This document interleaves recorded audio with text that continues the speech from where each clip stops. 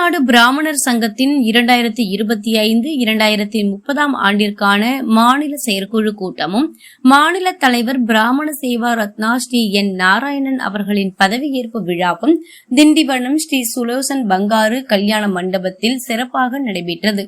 மாநில பொதுச் செயலாளராக ஒய் ரமேஷ், மாநில பொருளாளராக பருத்திப்பட்டு நரசிம்மனும், துணை பொதுச் செயலாளராக பூந்தமல்லி ராமநாத ஐயரும், தலைமை நிலைய செயலாளராக மயிலை பாலுவும், மாநில இளைஞர் செயலாளராக மணிகண்டனும், மாநில மகளிரணி செயலாளராக பிரபாவதியும், மாநில மூத்த துணைத் தலைவராக திருவொற்றியூர் பாலசுப்ரமணியும் நியமிக்கப்பட்டனர்.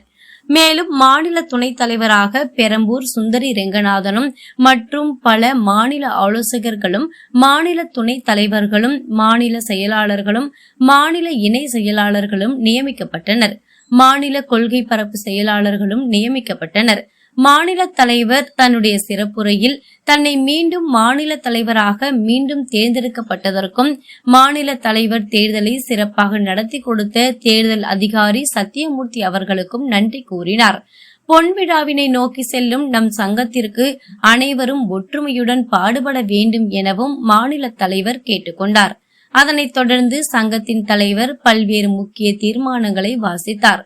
அதில் முக்கிய தீர்மானங்களான மத்திய அரசு சட்டப்பூர்வமாக நடைமுறைப்படுத்தியுள்ள பொருளாதார அடிப்படையில் நலிந்தோருக்கான EWS 10% இடஒதுக்கீட்டினை தமிழக அரசு கொள்கை ரீதியாக ஏற்றுக்கொள்ளவில்லை என்று நமக்கு எழுத்து வாயிலாக தெரிய வந்துள்ளது. இந்த முடிவினை தமிழக அரசு மறுபரிசீலனை செய்திட வேண்டும்.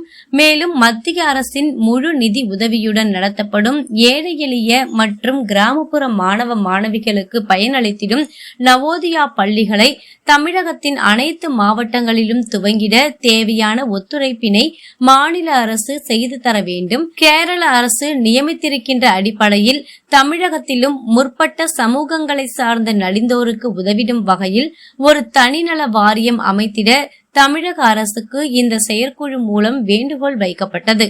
மேலும் அனைத்து மாவட்ட தலைவர்களும் தங்கள் நிர்வாகிகளுடன் ஒரு குழுவாக சென்று மாநில தலைவர் அவர்களுக்கு பொன்னாடை அணிவித்தும் செங்கோல் வழங்கியும் கிரீடம் அணிவித்தும் தங்கள் மகிழ்ச்சியினை தெரிவித்து குழு புகைப்படங்கள் எடுத்துக்கொண்டனர்.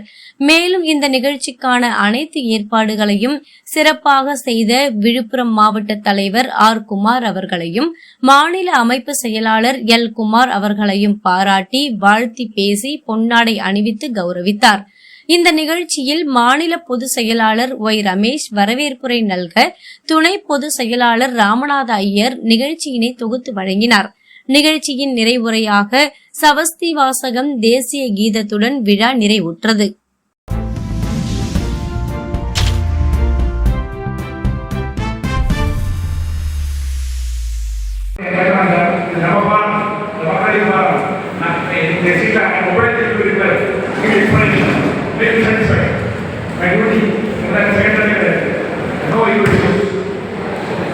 மத்திய அரசு சட்டப்பூர்வமாக பொருளாதார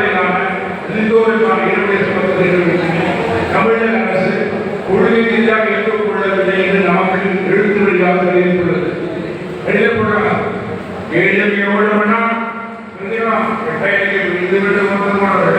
ஓடி அவங்களும் ஏற்றுக்கொள்ளவில்லை. உண்மையெல்லாம்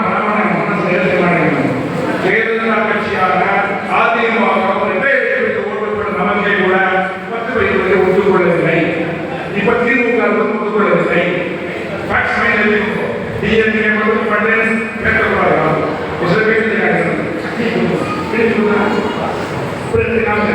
அவர்